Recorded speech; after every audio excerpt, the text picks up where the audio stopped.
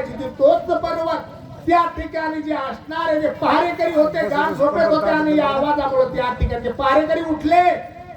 कशामुळे आवाज झाला काय झालं कोण जाणे त्या ठिकाणी दचकून झोपेतून उठते काय करतात दणका उठिला दुर्धर जागे झाले सत्वर घेऊन या शस्त्रास्त्रे पर्वतेंद्र शोधिती. त्या ठिकाणी असणारे राक्षस गण पहारेकरी त्या ठिकाणी जागे झाले खडबडून उठले आपापली जी शस्त्रास्त्र आहेत त्या ठिकाणी आपापल्या हातामध्ये घेतले आणि हातामध्ये घेऊन तिकडं तिकडं त्या ठिकाणी अंधारामध्ये त्या कोण आले काय झाले याची परिस्थिती करण्यासाठी पाहण्यासाठी त्या ठिकाणी फिरू लागले. काय तव देखिला कपी केसरपी भवता वेदिला समग्री वर्षता शस्त्रास्त्री निशी माझी चोरी केवी करीशी. मग त्या ठिकाणी त्या पहारेकऱ्यांनी ज्या वेळेस शोध घ्यायला चालू केलं त्यावेळेस त्या हनुमंतरात वानराच्या वेशात त्या ठिकाणी दिसून आले.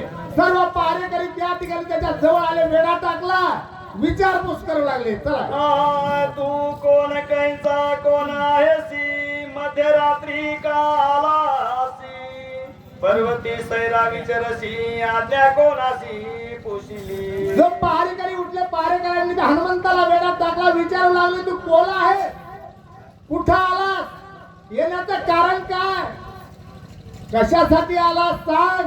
या ठिकाणी तू आम्हाला वेगळाच दिसतोस कारण काय आहे तुझा परिचय दे असं त्या ठिकाणी ते पहारेकरी हनुमंताला बोलू लागले. निशी मध्यान अंधारी तू विचारशी शिरगिरी शिखरी पर्वताकार शरीरी कोण धरेवरी पाळीला असे. मग त्या ठिकाणी तू जे असणार तू बलाढ्य दिसतोस सर्व जे असणारा शूरवीर दिसतो.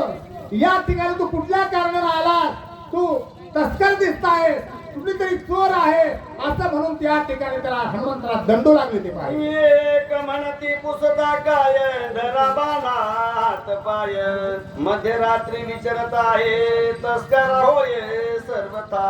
मग त्या ठिकाणी जे पहारेकरी होते ते सगळे शहाणे थोडेच असेल तुम्ही हौशे गौशे नवशे सगळ्याच असेल आणि मला विचारता कशाला धरा बांधा हातपाय सर्व त्या ठिकाणी त्याला पकडू लागले धरण्याचे बांधण्याचे त्या ठिकाणी हनुमंतराला घाई करू लागले.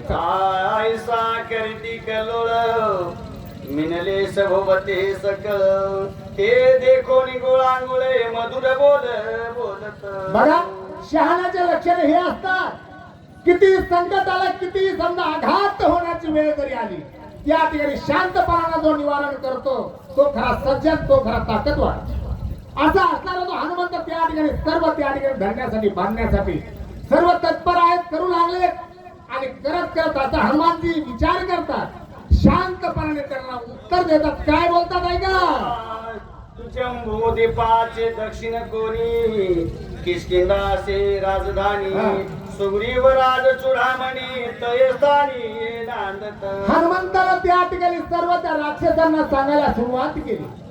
दक्षिण दिशेला जम्बूद्वीप नावाचा एक देश आहे. जम्बूद्वीप म्हणजे आपला भारत देशाचं हे पहिलं नाव आहे जम्बूद्वीप त्याच्यानंतर आपला भारत देश नाव पडलं.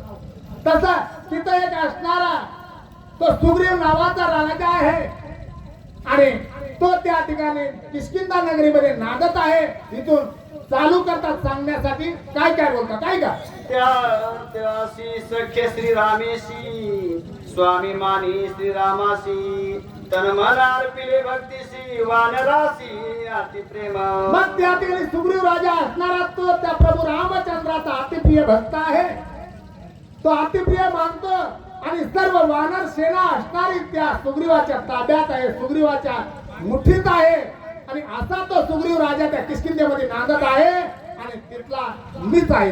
राम रावणाचे रण युद्ध झाले अति दारुण रावणे ब्रह्मशक्ती सोडून बंधू लक्ष्मण पाडीला. थोडक्यात हनुमानजीला सांगितलं जास्त पाल्ला लावत बसले नाही.